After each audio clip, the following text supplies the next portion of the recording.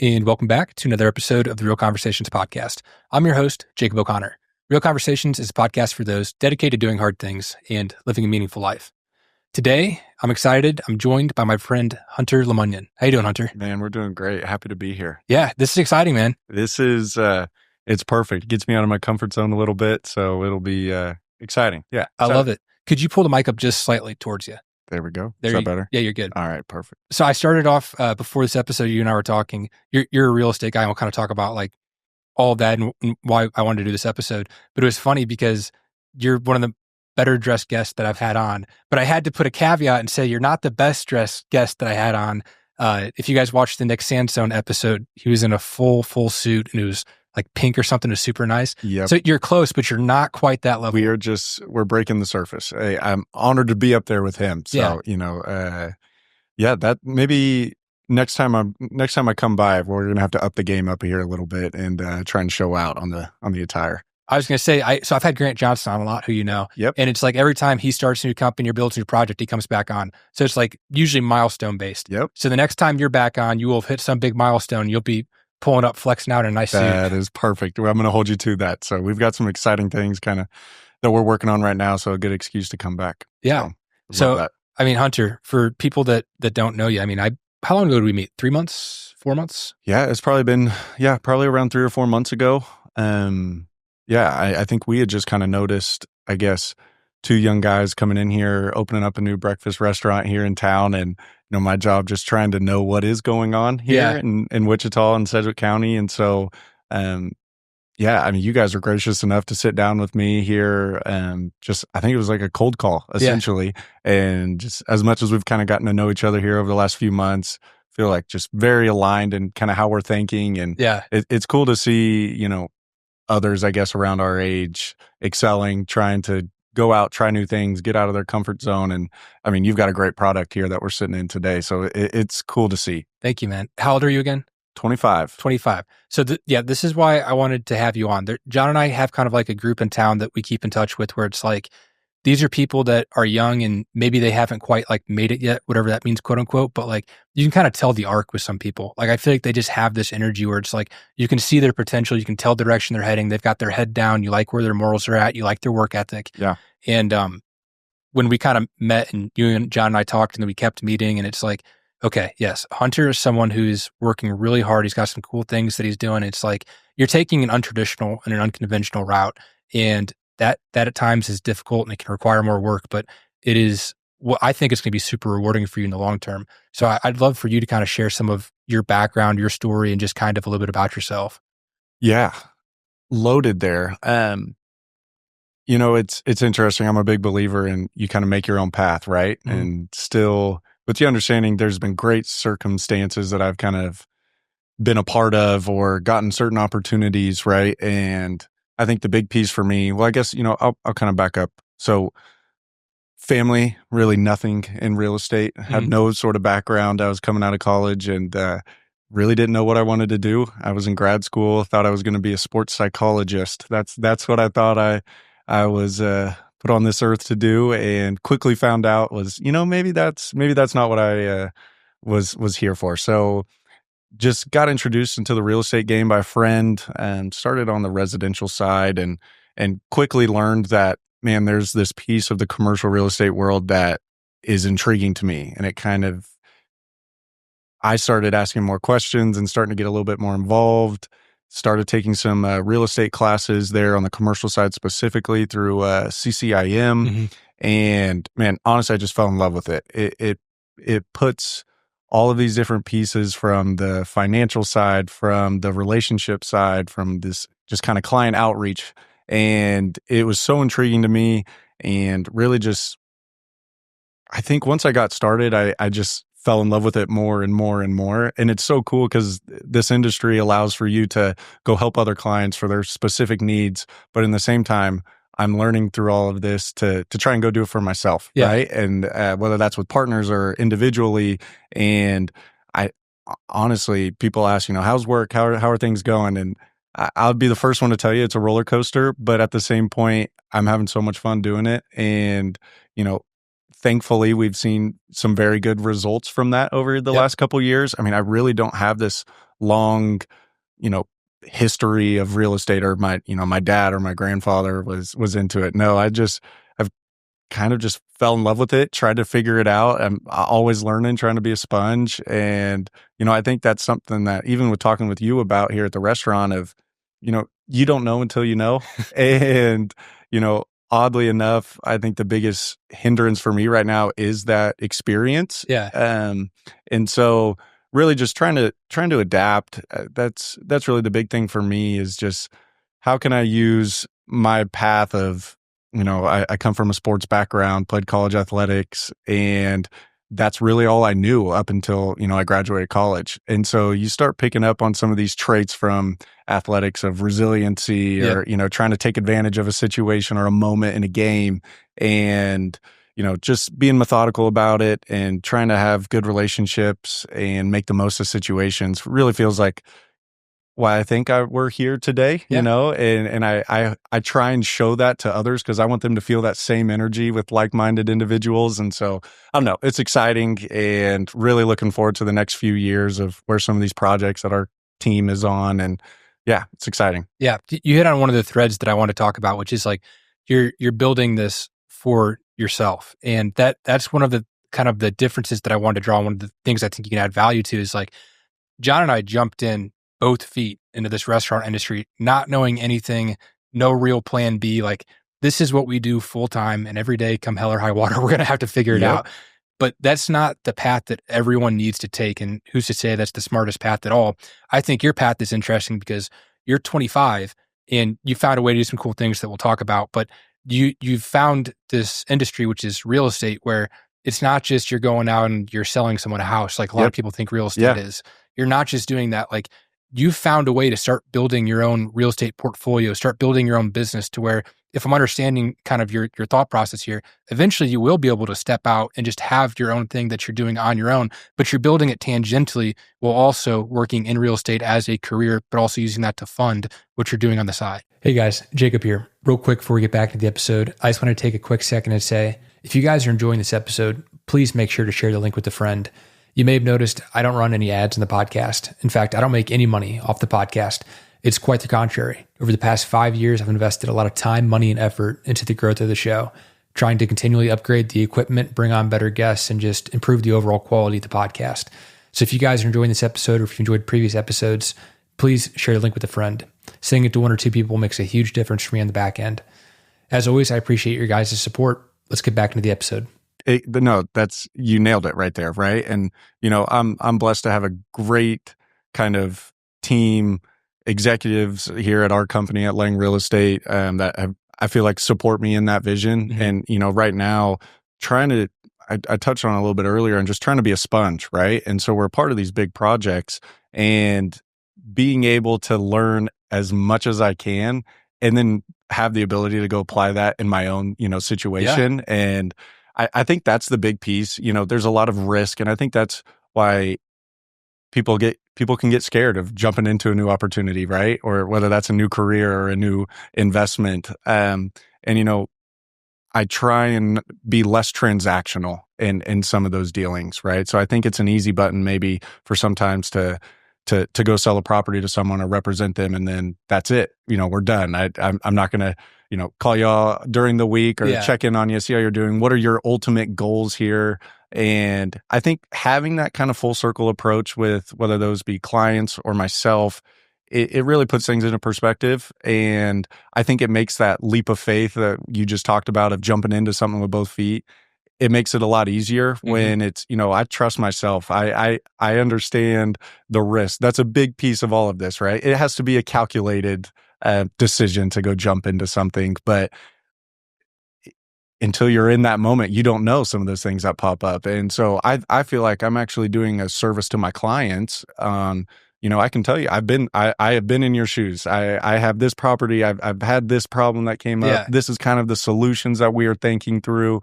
And so I think it's a big piece of it. It's just to share your clients that, no, I understand where you're at right now. It may not be the level, we could be talking about a $10 million property. Right. I don't have that under my belt right now as I own, but, ultimately would like to get there, but just trying to put myself in my client's shoes or make educated decisions that we understand risk, timing. There's just so many different pieces to it. I think it's important to understand. Yeah, it's so much better if you're trying to sell someone on, hey, become a tenant here or invest in this deal. And you say, hey, I'm actually a part of this deal. Like I have skin in this game too. Yeah, no, it is. And, I, that piece of, I try and not be a transactional type of real estate agent. Like, what I mean by that is ultimately, I don't want to sell. I want to sell that client me in the vision of what we're trying to sell, not maybe that specific property, right? So if I'm trying to sell maybe a piece of property that's in a certain development, maybe it's not there yet, right? So I have to get that client to trust me. I have to get that real estate manager or whoever we're talking with. I have to get them to see the vision of what our team is trying to do, right? Yeah. It's so much bigger than just, this building is perfect, right? There's so many different things that go into it. Trust me, you'll kill it here. Yes, exactly. Like, at first glance, that may get you on a phone call with them, right? But to really see it through the finish line, it's so much more than that. And I want to have clients for life. I want someone that I did something for a couple of years ago to come back to me here this year or in the future and say, man, I really appreciated that. You were an advocate, you in this situation handled it the right way, or maybe gave me advice that wasn't maybe beneficial for me to, I'm on a commission, right? Yeah. It's easy to just, well, if I can convince them to sell, then I get paid. That's not always the best answer. If they get themselves into a situation that you essentially sold them on, well, then that's, in my opinion, that's a reflection upon me, right? And what I'm trying to do, and that's not what I want. And so it's important to cultivate those relationships and have that client trust you. Yeah, I often think about that as the sacrifice of the present for the future. Because if you think about it in terms of a time horizon, a lot of people play the short game. They want the commission right now, but at the sacrifice of the relationship and at the sacrifice of their future reputation. And plus, if you would have made the harder decision earlier, who knows how it comes back around in the future, like you're saying. Exactly. And so I love thinking about it as like a short-term view versus a long-term view. And I almost, maybe it's cheesy, but I always reference old kind of athletic analogies, right? So, this team component to it, so I want my clients and myself to ultimately over the next 10, 20 years, whatever that may be, I want us all to be successful, right? I want us to all grow. And, whether that's me personally, in my career or them in their business, I have a number of clients here that are opening up, locations number 2 and 3 right now across Wichita, right?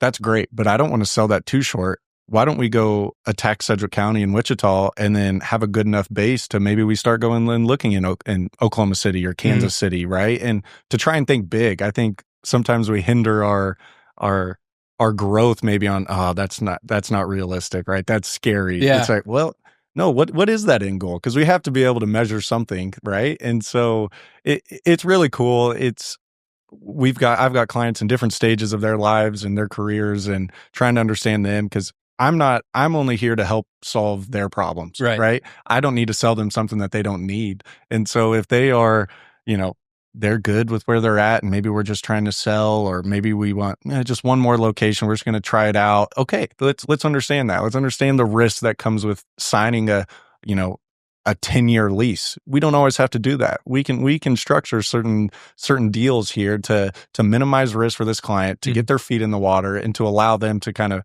maybe even get comfortable with, okay, I'm all in, right? Yeah. And so every client's different, myself included, it's hard. That's been one of the funnest pieces for John and I is like going into this, him and I have been very fortunate to have a large, great group of mentors. And it's like, we ask him, what's a typical deal? What's this usually look like? And getting this like reframe of take the idea of a typical deal out of your head. Like the deal is whatever you want to make it. Yep. Like if you want to put this clause in there, if you want to remove that clause, it's like, one of them told me it's all about optionality. Like give yourself the most options in the future so that at that time you can make the best decision with as many outcomes as you want. And like going away from like, this is how they do it by the book to like, I can make this whatever I want has been a huge reframe for us. It's huge. And, real estate specific, there are so many different ways to give you some of those outs, right? Or to make the most educated decision, and I always will tell clients maybe they don't want to own, right? They just want to be a tenant. And we do tenant representation here for, you know, across the country, really. There are just ways to minimize risk to maybe help a client get comfortable with taking that leap of faith. Because ultimately it's a massive investment, and you don't want to undercut what that could be, right? Typically, there's a lot of financial repercussions with doing that. And whether that's opening a new business or location number 2 or 3, I mean, there's always some piece of it that you really, and I'm blessed with the company that I work with, and the Lange family has went out and replicated this across the country, whether that's from their manufacturing team or whether that's from the development team. And, being able to see that and trying to pick their brains, right, on, well, I don't know if we do this because this happened, right? And so it's all of those things, whether that's right, wrong, or indifferent. I just try and be a sponge, listen, see what those real life, applications are. It's important. And they've been a huge mentor to me, honestly. And I don't know, it's been extremely helpful. For those that don't know, like, who are the Langes? What are they known for? Yeah, no. That's a good piece. I probably should have mentioned that here on our introduction. So I work for the Lange companies here on their real estate team and development company. Essentially, just long story short, have a number of companies underneath the Lange umbrella. One of those being Redguard, as a manufacturing company here, based out of Wichita, Kansas, multiple locations across the country. Starting to break into a new industry here on actually building modular quick service restaurants. So we actually have one here out in West Wichita that we built, and trying to kind of grow that brand. And it's crazy to see how many different connections throughout that process there's been. I mean, ultimately, I think what we're trying to create here is a situation to where our development team can come in, understand a site, the real estate brokerage company can come in, acquire, handle the lease, do the sale of the building. And then if we have our manufacturing team actually building these buildings itself, we've got a fully integrated system there at our company that we're trying to accomplish. And, it's really opened the doors and kind of opened my eyes to, wow, I need to be thinking bigger, right? Yeah. I mean, it's not just, wanting to be a real estate agent for the rest of my life, right? There may be some of these different avenues that we can explore that, could be revenue opportunities. And, it's really impressive with what they've done. Jeff Lange, Rachel Lange, Ryan Mills, Stratton Lange. I mean, it's a great group to work with, and, very involved from a day-to-day basis, and just at any point being able to pick their brain it's fantastic. So it's really helped, and I think excel my career, and having their support, and taking the time, because not a lot of, bosses would give you that ample time, whether that's on a weekly basis or biweekly of, hey, let's sit down, let's discuss, what are your goals, right? Yeah. And, it's obviously a two-way street. I need to be adding value to their lives or their properties. But at every avenue, they've been great. So, yeah, that's one of the biggest hacks is finding people that have done what you want to do before, and then finding a way to get that relationship built and adding value to them, or that's showing how hungry you are. It's going above and beyond, doing whatever you need to do. Like, there's so many people that have offered so much insight to John and I that it's like, we may not do everything perfectly, but they have shortened our learning curve so much, and it's been such a blessing. Yeah, it really is the ultimate cheat code. I mean, a good mentor, and especially when experience is maybe, a shortfall, right? Mm-hmm. As a younger agent or as a younger man in this industry, I don't know how to necessarily put it, but just being able, I think, to have those direct one-on-one conversations with people that ultimately care, it's really priceless. And, ultimately trying to share in that vision and adding value on both sides of the aisle. I mean, it's huge. Whether that's a financial investment or just a personal investment to, maybe we need to think about this, or, offering some advice that is much needed, because, maybe jumping 2 feet into a certain situation, maybe not the right decision. And so having some kind of checks and balances or some guardrails up really helps. Yeah. One of the interesting things that I want to talk about that often comes up is, like, everyone says, their end goals, they want to be in real estate. It's like such this broad blanket statement. I want to be a big real estate guy, and I'm just going to manage my properties and make a bunch of money doing that. It's like, where's the substance to that? What is the actual plan there? And one of the cool things from my episode with Nick Sansone is that his father was a broker in St. Louis. Yeah. I think 67 years ago, he started his company.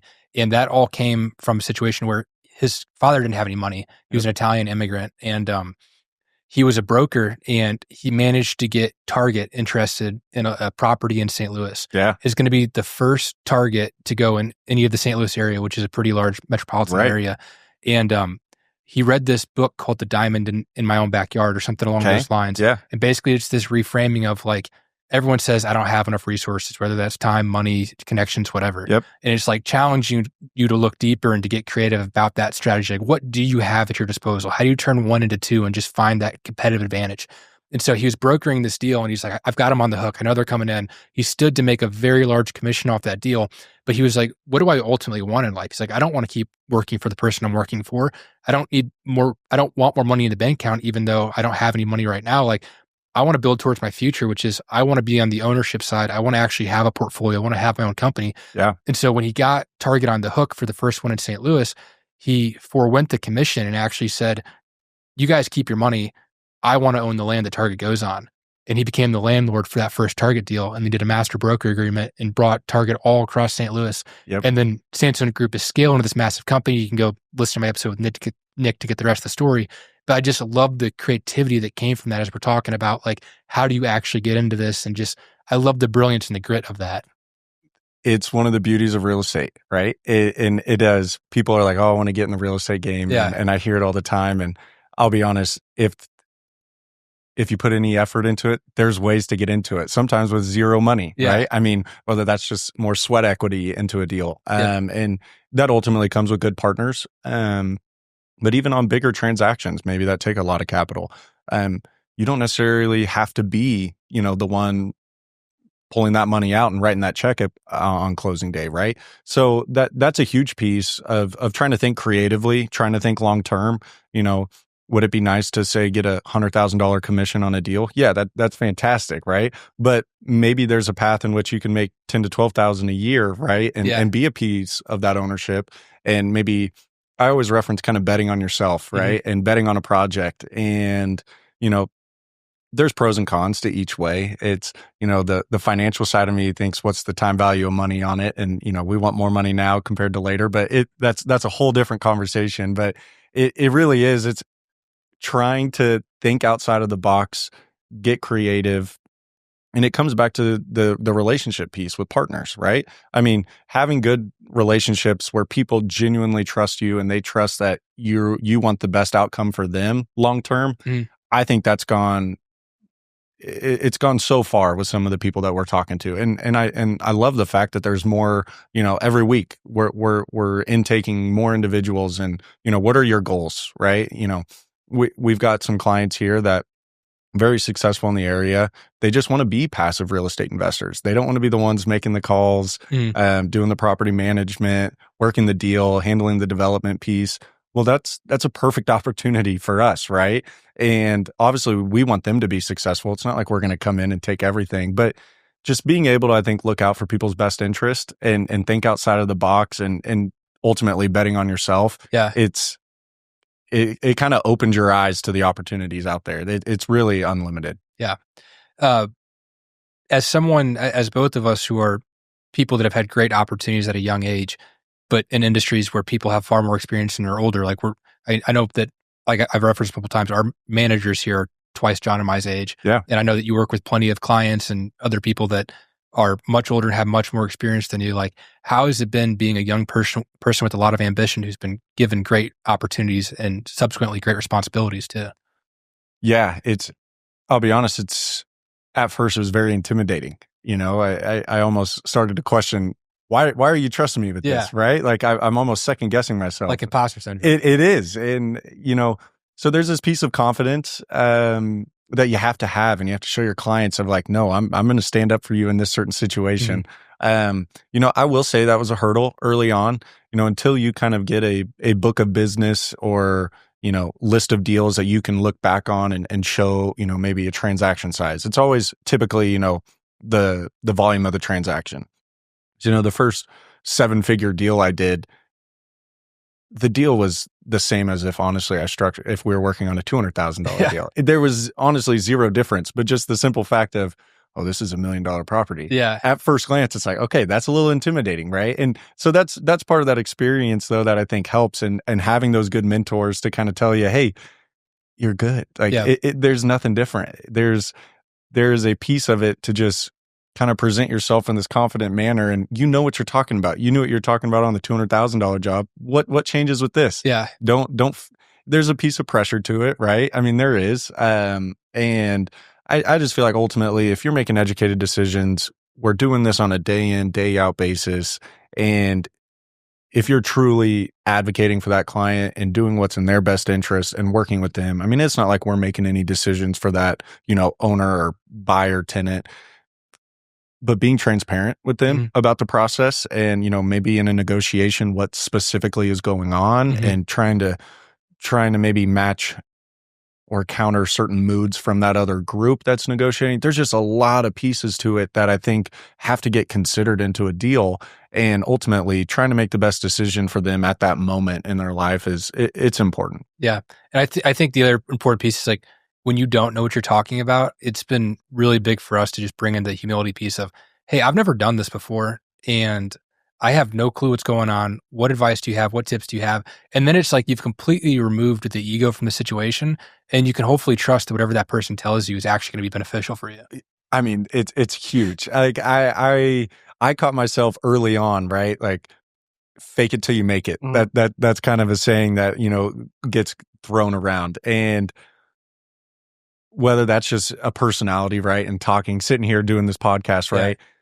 When you're working with some of these bigger clients and they start asking you questions, they are going to quickly realize if you know what you're talking about or not. And I made the mistake, a couple times early on of trying to, and not necessarily lying, but being like, oh yeah, I think this, humbling yourself and just being, you know what? I don't know that. Yeah. But I'm going to go find out for you. Right. Yeah. And that, I think that piece is that humility aspect that's really helps. Just, no, I'm not going to lie to you. You're going to know what I'm telling you directly. Yeah. And by God, at that point, I'm going to go try and research it. I'm going to go try and figure out answers. And if I can't, I'm going to bring in some of our mentors or our team here that are helping. And I think it's okay to bring in other people to get some guidance or help on a transaction. 'Cause it's, I mean, that experience piece, like, so I don't know, that was like a light bulb moment for me when I was like, you know what, that client, to trust me, they need to know that there are limitations to obviously what I know. That's just human. They're the same way, right? That's why they're coming to talk to us about real estate, because they don't know that piece. Right. And so it's okay to,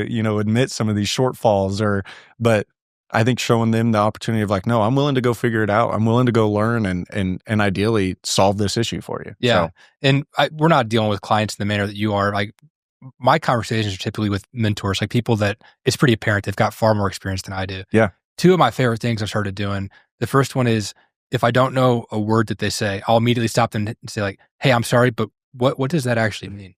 And then they explain it. And the second one is, when they get done explaining whatever they're talking about, I like to say, okay, I think I'm understanding. If I were to reword that, what I heard was XYZ, and then try and say it back to them.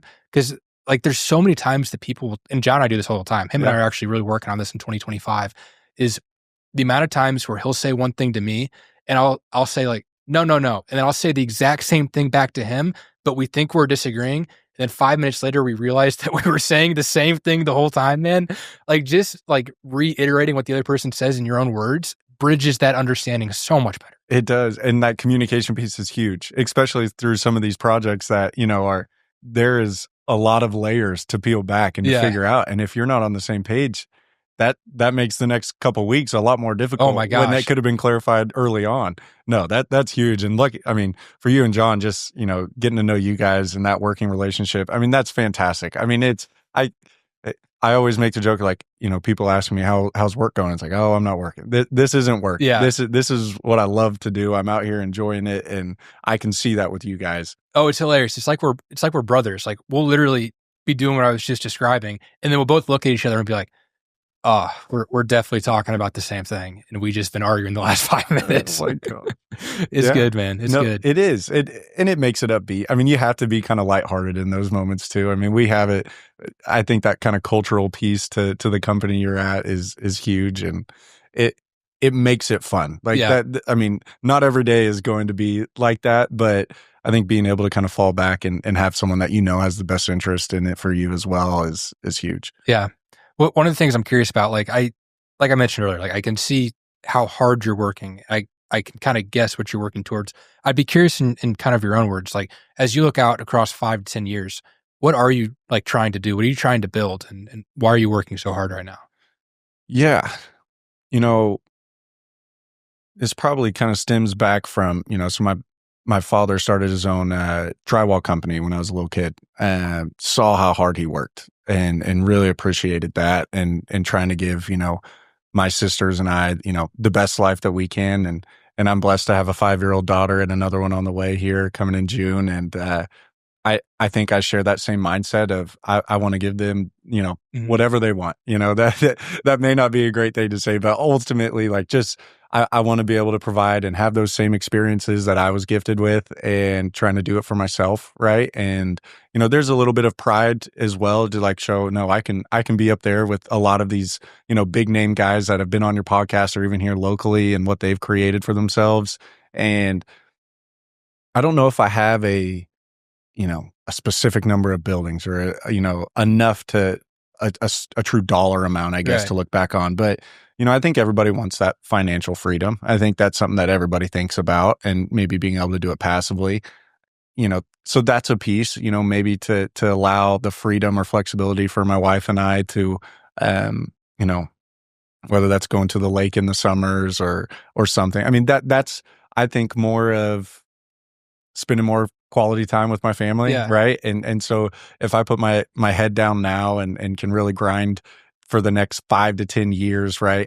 I have no idea if I'll be there then, but I think for myself, I can show that I did. Yeah. I put my best foot forward, and I think that's ultimately the goal, is just to be able to provide for my family, and at the same point, just see some of the success stories for some of our clients. I mean, it's really exciting when, here a couple years ago, worked a deal with you know, a therapist who owns her own private practice, and she's already outgrown that since we acquired that building here 2 years ago. Oh, And so, sweet. and so now we're looking at growing her company even more. And like those sorts of stories here in the next 5, 10 years, like for myself, obviously I'm a direct beneficiary of them expanding or them selling and purchasing more, but there's something fulfilling about seeing another individual in their business succeed as well, and kind of getting the feel to be a part of it. That's a huge piece for me that I think more than anything is kind of what I want to see here long term. Knowing yourself, do you think like in 5 to 10 years, let's say that you hit your milestone, whatever that you deem as successful, and you have that financial freedom? I mean, a lot of people that are young that are working this hard, they're not really wired to shut it off, and actually like they get that point and they're like, well, shoot, I did that and now it's time to double it or whatever. Yep. I mean, knowing yourself, do you think you can actually shut it off? Man, that's a great question. I don't know if I can turn it off. Yeah. I in a way, it's like I take more pride in like getting a deal done than actually like the maybe the commission check that comes behind it, Right. right? Like it feels like it's a game almost. And it's like I want to go win that game right there. And so I don't know if I always joke with my wife about this she's like, let's just do all this. It'd be so nice to be retired early and do that. And Yeah. it's like, I don't see myself ever retiring. Right. I don't know if I want to. I look forward to getting up in the morning and, maybe working on certain projects or deals, whether that's for myself or somebody else. And I, I'm having too much fun doing it. Yeah. And who knows, long term, 20 plus years, what that looks like. If I still have the same passion for it, there's no way I'll give it up. No. But that's why I try to be cognizant of like, I know as soon as I set that specific goal, it's going to move, right? Yeah. It's going to get bigger or one of those things. And while that's a good thing to have, I don't want to kind of limit myself to it. And I feel like if I'm waking up every day, I'm enjoying what I'm doing. I still have this level of passion, and obviously my family's well taken care of, and clients are happy. Man, I don't see why I would ever give it up, to be honest with you. Yeah, I'm the same way. Like I often think about the amount of people that are lending support to us and like giving us their time and advice, whatever else. And it's like, well, they didn't have themselves to support them whenever they started. So it's like if they made it this far on their own, quote unquote, self-made, like with all of them putting this into John and I, it's like, wait a second, how much further could we take it than them? And so I don't ever see it being like, I hit this point, I'm done. Yeah, it's not at all. And I think the cool piece to this, and you've brought it up here with mentors or other people kind of guiding you guys. I think that's huge for me, and where I'm trying to be at with, even if we're meeting with other agents, people will think, oh, that's competition, right? Mm-hmm. Not at all. Not at all. Like I want to be working with those guys. I want them to know how I handle situations. Right. And, ultimately I'm learning from them on even throughout a negotiation, right. Of a certain deal. Like I see what's working, what's not working, and, trying to be that avenue as well to other agents at our company and trying to learn from them. I mean, I think it's huge. I'm seeing it a ton right now on Twitter or X. There's real estate developers or agents or landlords that are out there just sharing their day-to-day situations that they're dealing with. And I love it. Like people at work always give me a hard time about it, but I'm not joking you. I've had 2 or 3 instances where, I've been following these guys here in the Midwest, or they're working on a certain project.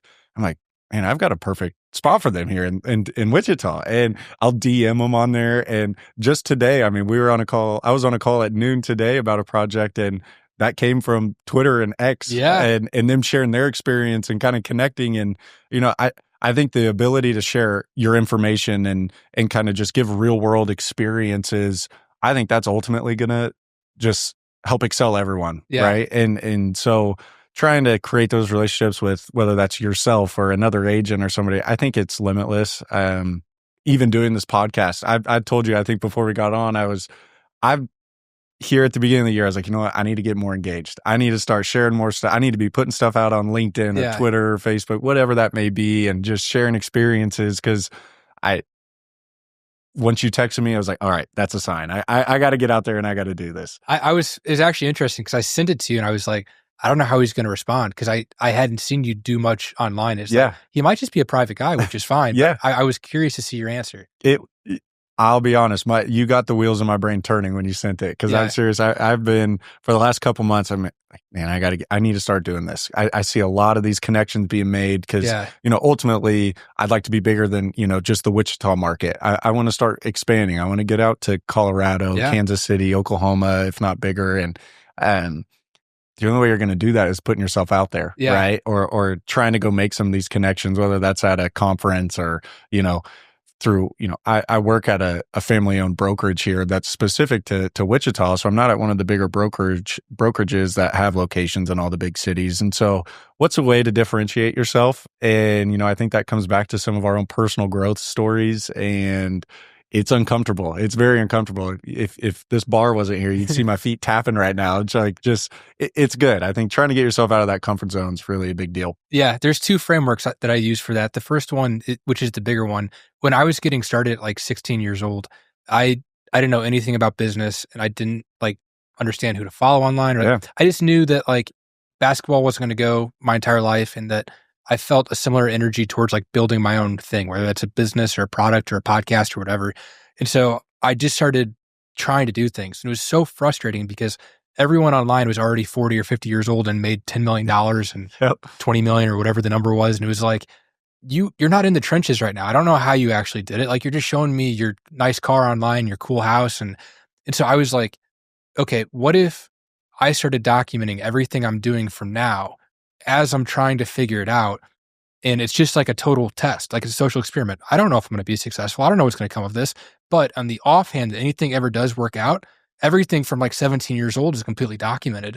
And what a cool experience. Like, how beneficial could that be for my 16-year-old self that is living through someone else? It's so cool to see, because I think people want that authenticity, right? They don't want just a salesman that's got a smile on their face and telling them exactly what they want to hear, right? They want to see behind the scenes. They want to know what is it actually like to be, in the restaurant business, Yeah. or what's it like being in commercial real estate, and how do these, the easy thing is after an acquisition or, at a closing to go post just sold, right? Yeah. Right. But nobody wants to talk about the year it took before that to No. actually get that thing sold, and what, the ups and downs from it. I've been telling you since we met, real estate's the most roller coaster job, I feel like, in the world. You get one piece of good news and don't worry, in the next hour or two you'll have something to humble you fairly quickly. So it's cool to see, and I think the clients appreciate that, because ultimately it really comes back to that relationship with them. Yep. And if they can see, kind of maybe what work you're putting into a certain situation, I think it only helps. I think it builds trust. And I think this level of commitment, like, no, I'm going to work for you. I'm going to be an advocate for you, and we're going to go, make good things happen. Yeah. What you're talking about is outputs versus inputs. And I love that, because you can't control the outcome of a situation. But I'd rather see the picture of you that you're posting of your computer at 5 a.m. and you're trying to work on a deal before your kid wakes up and before you go into the office. Like, you're trying to get the extra work in, and it's captioned like, this deal would be huge, trying to whatever XYZ. Like, I would rather see the person who's consistently putting in effort than just see the outcome of, I just got this $100,000 check. Because you can't tie that back to anything. Like, that doesn't help me as the person who's trying to do that for myself. Not at all. And it's, I don't know. I think ultimately where I feel like it makes the most sense is, it's just, I think we talked about that, and it's so amplified on social media. I mean, the people that are showing you, the private jet or the new car that they got. It's like, okay, I have an idea, where I feel like I'm just trying to invest back in myself. And you're right, the outcome is important. Don't get me wrong, but if, I guess on the day-to-day basis, if you're doing things right, you're going about it the right way, honestly working hard, I just feel like you can feel comfortable with it. If something goes south of, I tried the best I could. And ultimately that's all I can do. Right. I've worked on plenty of deals where it felt like it was completely out of my control, and it is frustrating. Don't get me wrong. You put a lot of time, blood, sweat, and tears in it. But that's where you have to be good enough to not put all your eggs in that one basket, and continue to have relationships. And it's hard to get back up the next day. And all right, we're starting from step one here. But you have to be resilient. Yeah, actually, that's a good point I'd love to ask you about, is like, I know I see it in the restaurant world, like the amount of times that something goes wrong where it's like, I don't want to do this the next day. Like, I don't want to show up and put the amount of effort in that I know I need to. I can only imagine how much that happens in the volatile real estate industry. Like, what do you tell yourself, or what is your mindset of whenever you don't feel like doing it to get yourself to do it? Yeah, I think it's really important, and something that I've kind of emphasized here, especially over the last 6 months on projects, of if they do go south, let's go back and learn from it, right? So what went wrong? When did we start seeing some of these signs or red flags pop up, right? And maybe how could we have looked at that situation differently here in the future? Because the odds are it'll probably show up again in a later transaction, right? And so having that understanding, and I think, my mindset from the get-go here has just been, be a sponge. I know I keep saying that, but it's, how can we learn from something? It may have not been the outcome we wanted, but how, for, the next deal that we're working on, how can we make sure to include that, right? Or how, if we're starting to get maybe pushback on a certain situation, and it's like, I don't know how confident we are in this long term, it is much better to have that tough conversation. I think that's ultimately what it is. I think the hard part of some of these uncomfortable conversations is actually being willing to have them and know that it will stir confrontation. Yeah. And how can you get comfortable being in that moment? Because ultimately that's where a lot of the big decisions are made. The other party may be a yeller, right? Or they may just be sending snarky emails, or all right, we're just going to cancel the deal. A young agent that may not have the experience and is, we call it commission breath or commission hungry, right? They may go, okay. We'll figure that out. All right. We'll take care of it. Trying to be comfortable and go, that's not status quo. Yeah. We're okay. We're going to be comfortable here. If that decision is going to cause you to terminate, then go ahead. Yeah. Right. And so that poise, I think, or learning from some of those situations is just huge to it's going to pop up at again. So there's really no sense in and sulking in it. It's kind of like Yeah. you lose a game, you've got 24 hours and tomorrow's a new day. Let's go figure out how we can get better from it. And it's hard. Don't get me wrong. We're human. So there's days that are, harder than the rest. But I think having a good support team around you, whether that's from the executive team or down to some of our, behind the scenes kind of help with documents and other things. I think having that culture of, just comfortability and allowing for everyone to kind of just, maybe understand people on a personal basis and try to ease some of that. And it's good. And at home, having a supportive wife and a little one, I promise you can have a tough day at work, but you come home and you see a 5-year-old, running around the house or wanting to wrestle or something. Yeah. Like at that point, does it really matter? No, right? It's so it puts life into perspective sometimes. It also is also that long-term view, like that moment that you're in with that deal, that angry client that's about to fall through. That's not everything. Like you have such a long time horizon, especially with how young you are. And that's something that I've really been working on is like the amount of times where John and I have had like a tough meeting with the vendor or with whatever come up. And like beforehand, it's like both of us are sweating. We're nervous. We're talking about what we're going to say and what we're going to do. And we come out of it and we're both just like, oh my gosh, that was terrible. And like, you're literally drenched in sweat. Like that's how John and I respond to it. Yep. And we look at each other and as of lately, it's been really cool. We look at each other and we're like, that's great because it's going to be easier next time. Like the fact that we're getting these reps in now, like so many people have those, they avoid those hard conversations or those hard moments and they run from it. And it's like, you're not going to get any better at that moment unless you experience it more and stop putting it off.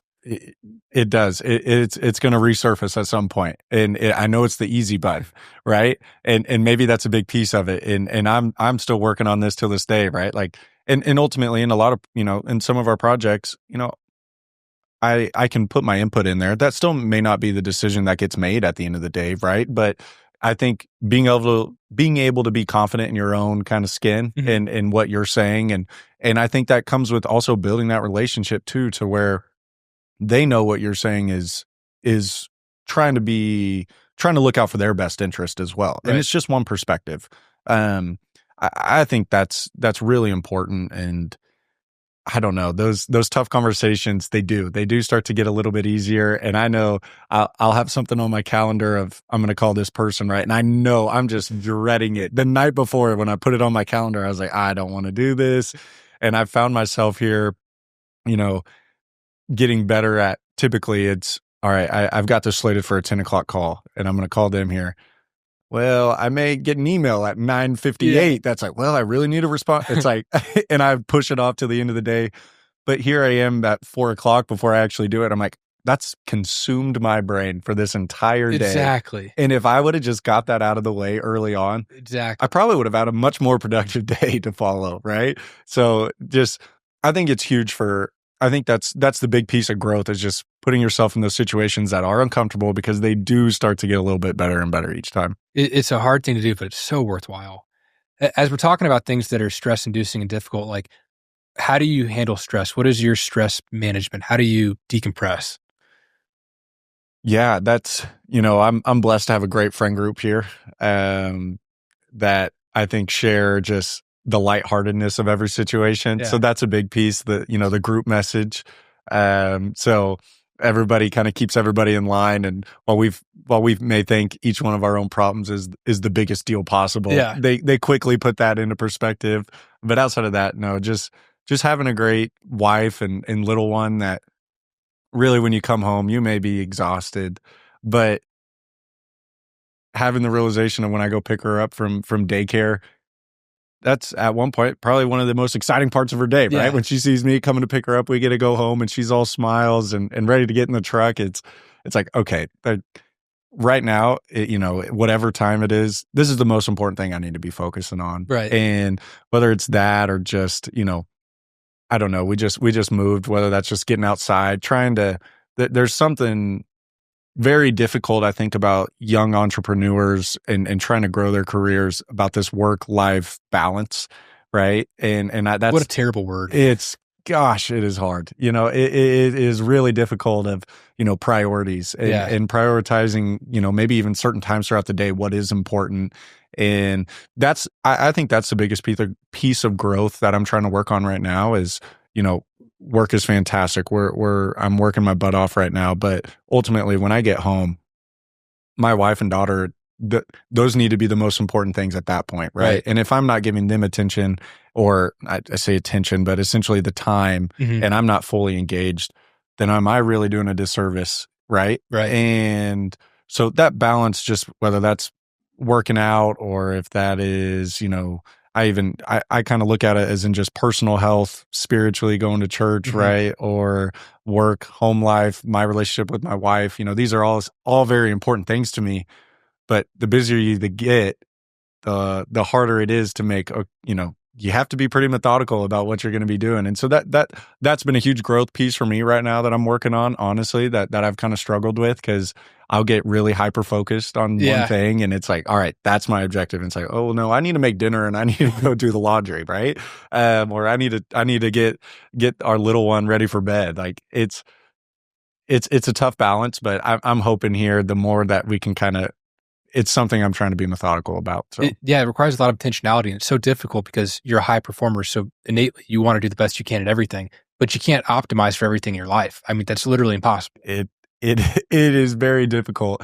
And even talking to you here, I'm open about this with a bunch of different people we have a therapist, and I think that he's given me some new perspectives on, no, exactly to your point. It's not possible. Yeah. Like you only have so much energy in your tank, right? And to give it to all of these different pieces that we just talked about at 100%, you're going to fail. Yeah. And typically failure is not, I don't see that as a positive, right? And so if I feel like I'm failing at that, then how do I respond? And am I just going to maybe sulk about it, or am I going to just completely abandon it and go put all the energy to something else? Well, that's not the right path, right? Yeah. Like maybe, through high school, college, we were working out twice a day, every day. Well, that's not realistic right now for me and my point of life. And so maybe that's 3 times a week, and if we don't get there, that's all right. Let's make our prioritizations in some of these aspects of, family and work and spiritually, like those things are really important. And so trying to just be cognizant of it, I think being aware of it is a huge just first step, right? But also, like everything else, it's easy to talk about it, but then to actually apply it is a whole different ballgame. It is 100%. One of the things I've been learning about recently is a strategy called intentional de-optimization. Because we're talking about you can't optimize for everything. So the example they give is, and we talked about this in last week's episode with Rob, the example that they give is that you could have 10 different credit cards to optimize your 2% transaction here, 4% cash back there, 5% cash back there. And you could you could literally net a couple $100,000 a year. And it's a really interesting strategy, actually, but that's besides the point. Like, you can't live your life in the manner in which you're trying to optimize for everything. And so a good example of intentional de-optimization is Steve Jobs. He wanted to reduce decision fatigue. I mean, he was running Apple. He had so many decisions to make day to day. One of the very obvious things that he did to reduce decision fatigue is he said, I'm never going to question what I'm wearing every day. So it was a black turtleneck with blue jeans. And he did that every single day because it was one less decision that you have to make when you woke up in the morning. And so it's like, what I've been kind of challenging myself is like, I'm the exact same way. And I've got all these buckets in my life. They're all equally important to me. If I'm not feeling it, it's like, oh, I'm failing and I suck. And it's like, where can I intentionally de-optimize and say, right now in this period of my life, this bucket's going to struggle, and I'm going to do my best to be okay with that right now. And then I'll fill it up later. I'll do whatever I need to do to adjust and just kind of allow myself maybe a little bit of that grace. Yeah. What's that been for you? I'm curious. I flipped the cards right back on you. If I'm being honest, probably leisure time. Okay. Which isn't a great answer, but it's like right now I'm optimizing for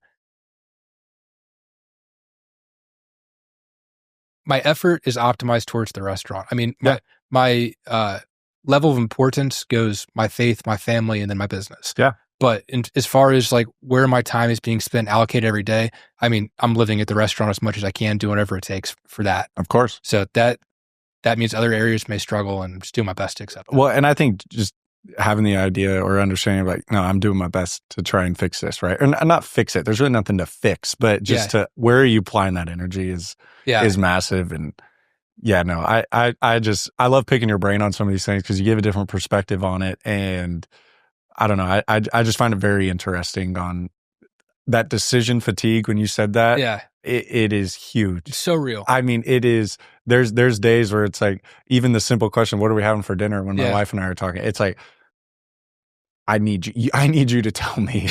I don't have any bandwidth to make that decision right now. That is a real comment. I get that. Yeah, that's one of the things that it's like, I guess 2 examples. I've been meal prepping a lot lately. Right now, I'm actually trying to put on weight for a little bit of a bulk, which is All nice. right. Yeah. And, but it's like, all right, it's going to be steak, rice, and sweet potatoes, or it's going to be chicken, rice, and sweet potatoes every night. I'm not making any decisions. It's one of those 2. And the other one is like, I pretty much only wear black t-shirts. Okay. And I didn't steal that directly from Steve Jobs, but now that I'm saying it, it's kind of funny. But I had a shirt that I needed to get exchanged. It was the wrong size. And so my girlfriend ran to do that today. She texted me and she was like, "Do you want green, blue, or I could just get you black like you always wear?" And I was like, "No, black. I don't want to have to make the decision. Am I wearing green or blue?" Like, it just literally the decision fatigue. It's black t-shirt always from now on, here and out. It gives you one less thing when you're waking up in the morning to even like process. That's fantastic. Yeah, dude, it's a fun thing being young, and like you're in such a different stage of life than I am. Like, you're a young guy still, but you have a family. Like, I would be terrible having a family right now because of the way that I'm allocating my time. Like, what has that been like, navigating that element and integrating that into what you're doing in a business standpoint? Yeah, no, it is. It's definitely unique. I'll say first and foremost, my wife is fantastic, right? And she has been a huge advocate or supporter of kind of what I'm trying to do, and we have that trust to where, if it is a long evening or if we need to be going to this event or something, she's a great supporter in that. So I mean, ultimately that's really where I would say it comes from. But it's definitely, as I'm starting my career ultimately right now, I don't see it necessarily hindering anything. If anything, I think it gives me more motivation, and trying to think bigger than just what does Hunter LaMunyon want, right? So I feel like I'm trying to think more long term, think bigger, and I think it helps with risk as well. And when we're trying to do certain projects, by myself, if it was just me by myself, maybe I wouldn't give it much thought and I'd just be jumping right in. It's like, well, I just have myself to worry about. No, I've got others that I want to support and take care of and make sure that they're okay. And so, I mean, just being flexible, I think that's the best part about my job is that, from a timing perspective, it's not like I'm sitting in an office from 9 to 5 and that's it. Right. So I have some flexibility on, I think the flu has been going around like crazy for the last couple of weeks. And has it? Yes. Oh, geez. And so I had it probably 2 weeks ago, or 3 weeks ago. And then our 5-year-old had it 2 weeks ago. And then my wife had it this week. Oh, no. It's even just trying to like coordinate schedule, like it's been a mess. But just, I think having that support system and having family in town, all the grandparents or my parents and my wife's are all here locally. So they're a huge just support system for us to kind of utilize and don't get me wrong, there are nights, that's like, can you take Halston so that Jaden and I can go to dinner? Yeah. Right? Just can we get an hour and a half just to go to dinner? Right. But she's fantastic. And it's cool to just kind of see her grow up. And like I said, she just turned 5 and that's exciting. It's really exciting. And the new one, a new girl on the way here. Congratulations. Yes. Thank you. We are excited. And, one feels like we've got 10 kids at home right now. And so I have no idea how we're going to handle 2, but I think we're both flexible and resilient enough. We're going to figure it out. I don't think until you're in that moment, you're probably ever ready, but it's pretty cool to see. It's going to be cool to see you navigate that because you're a couple years ahead of me. And so hopefully you'll get it all figured out and just give me a blueprint or a game plan. I will say the one thing that I've picked up quickly on parenting is there is zero blueprint. It is do your best. That's a whole other avenue. I mean, just trying to be a father and just try not to, I don't know, that piece is a whole other ball game of like, but I will say it does add to the business world of like putting things in perspective, and you can't win them all, right? And how can we learn from certain situations? I mean, children are the best negotiators. Oh my gosh, she is. That little one, whatever she wants, she gets, and she knows it, and she knows the buttons to push. Oh man, it is. I tell my wife, I'm like, there's a little real estate agent just sitting in her. I can see it by the way that she handles decisions. It cracks me up. Is it difficult shifting between these different identities of, businessman to husband to father? Like you're wearing a lot of hats. I don't think, while they're different hats, I think it's still just who I am. Yeah. Right. Like those are kind of my core values in a way. Like there's still meet those pillars of family, work, faith, to your point, and something that I feel like my parents kind of instilled in me as a little kid of, importance and priorities. So I don't think it's the one piece, my wife gives me a hard time about it is, I don't think it's hard to take that hat off. I think it's important, when I come home and I open that front door, that I have to kind of take a deep breath and understand I'm not at work anymore. Yeah. Like, how are the conversations that I'm going to have, or how I talk to my wife versus how I'm talking to a client, or even on the other side, I always give her a hard time about how I would talk to one of my friends, right? It's like, hey, you're not talking to your buddy right now. Yeah. Like, you're talking to your wife. Maybe, can we phrase this different? It's like, yeah, no, you've got a point. Yeah, you're right. I probably can't, I probably shouldn't say that, Yeah. So I don't think that part's honestly difficult. I think ultimately when your priorities are aligned, and I was telling you earlier, I wear my emotions on my sleeve. Like you'll know what kind of mood I'm in when I walk in the door, and my wife giving me that space to kind of just take a deep breath, or, understand where I'm at. That communication piece is really important. I mean, ultimately, if I've got to communicate to her what kind of day it was, or what I've got planned maybe in the morning, so she has an idea, and vice versa. She's a therapist in town, so we get a lot of the psychology lessons, at home, and what, like, stop psychoanalyzing yeah, me. exactly, 24/7. So no, she's fantastic. It's huge for me, just from being a dad to a husband and at work. She gives unique perspectives that honestly I need somebody to kind of counterbalance me on how I should be thinking. So it's cool that she's so supportive, because if you came home to an energy drain, your life would just be so much harder. it and just being a parent alone, it's given me a new perspective, even with my own parents, of like, wow, okay, I know. Hats off to you. Yes, I don't know how you guys did that. It is tough, and it is very energy draining, but it's also it fills you up at the same point, right? Yeah. Like there is no way to describe picking up your little one from daycare at the end of the day and just seeing the smile on their face of like when they see you open the door, right? Yeah. Like that alone is just. It makes it worth it, right? And I am no perfect parent by any means, and just trying to learn as I go, similar in kind of the business world, right? Like, just how can I be intentional and be there for her and kind of give her what she needs, and it's very unique. I love it, man. If people want to reach out, learn more, connect, where can they find you?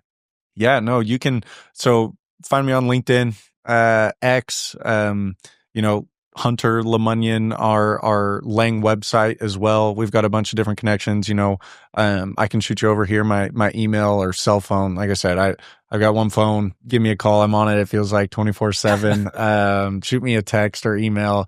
Trying to do more things like this. Trying to get out in the community. Trying to engage with people and kind of share, my own history, my own kind of vision for what I want to do, and really ultimately just trying to help clients, be an advocate for them alongside this kind of real estate process, whether that's a tenant expanding their business and only wanting to lease, we do those, or maybe, like I said, we're more investment sales side of, we want to start getting into the real estate game. We'd love to just sit down with everybody and talk to them about, realistic goals, right? Yeah. And maybe where they fit in and where it's best put. So I think you need to start sharing the side of like how you got on the ownership side too online, because like that's such a big piece for people our age, like being that example and showing the unconventional path that you've carved too. 100%. And I'm telling you, I'm going to take this one.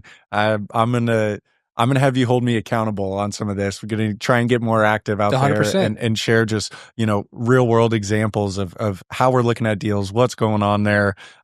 It's definitely something I'm trying to be more intentional about. I love it. You can find me at Jacob O'Connor on Instagram, and the podcast at Real Period Conversations. If you enjoyed this episode, please make sure to share it with a friend. Hunter, my last question for you. Looking back at this really cool journey you've been on, what advice would you offer to your 23-year-old self?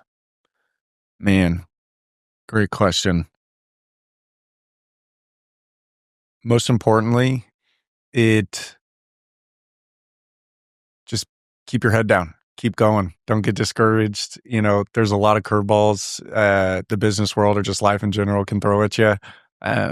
Try and be optimistic. I think that's huge, and show, you know, that there's greener grass, or there are successful outcomes, but work your butt off, keep your head down, think optimistically. Like, I think just having that motto and kind of mantra about yourself and trying to move forward in situations, whether that's, you know, work, life, whatever it may be, is just, I think that's been the biggest piece, is don't get discouraged, keep trying. If you fail, it's all right. Let's try it again, right? Let's learn from it. And I think that'd be the biggest thing I tell myself. I love it. Thanks for coming on, man. Hey, I appreciate it. This has been fun. Yes, sir.